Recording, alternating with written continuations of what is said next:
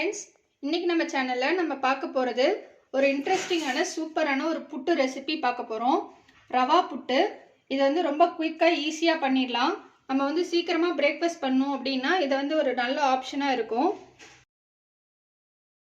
நம்ம சேனலில் ஏற்கனவே நான் நிறைய புட்டு ரெசிபிஸ் போட்டிருக்கேன். அதனுடைய லிங்க்லாம் நான் டிஸ்கிரிப்ஷனில் கொடுக்குறேன். வேணுங்கிறவங்க செக் பண்ணிக்கோங்க. இப்போ இந்த ரவா புட்டு எப்படி செய்யலான்னு பார்க்கலாம் வாங்க.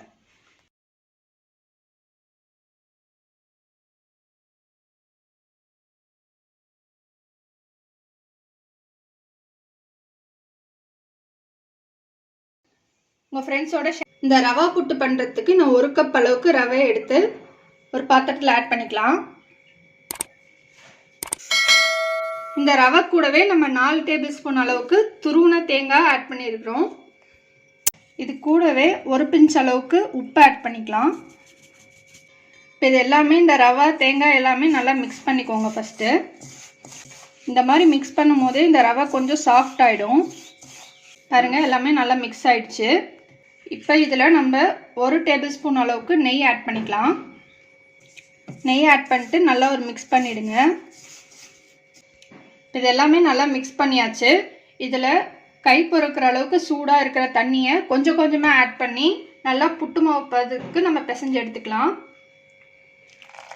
பாருங்கள், நல்லா புட்டு மாவு பதத்துக்கு நம்ம பிசைஞ்சு எடுத்தாச்சு.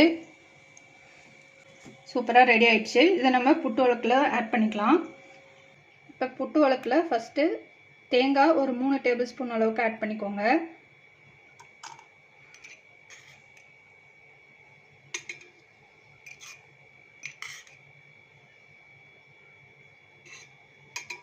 நெக்ஸ்ட்டு ரவை ஆட் பண்ணிக்கலாம்.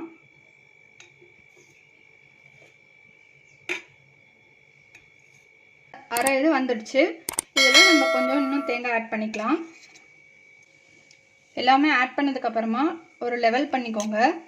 லெவல் பண்ணிட்டு க்ளோஸ் பண்ணிவிடுங்க. தண்ணி நல்லா கொதிச்சிட்ருக்கு. இதில் நம்ம இந்த உலக்கு வச்சிடலாம். இது ஒரு 8 to 10 மினிட்ஸ் நல்லா வேகட்டும். பாருங்கள், நம்ம ரவா புட்டு சூப்பராக வாசமாக கமகமன்னு ரெடி ஆயிடுச்சு. இது நம்ம நாட்டு சர்க்கரை பழம் வச்சு சாப்பிட்டோம்னா அவ்வளோ டேஸ்டியாக இருக்கும். இது கூட வேறு ஏதாவது பச்சைப்பயிர் குழம்பு இந்த மாதிரி ஏதாவது குழம்பு வச்சு சாப்பிட்டாலும் சூப்பராக இருக்கும்.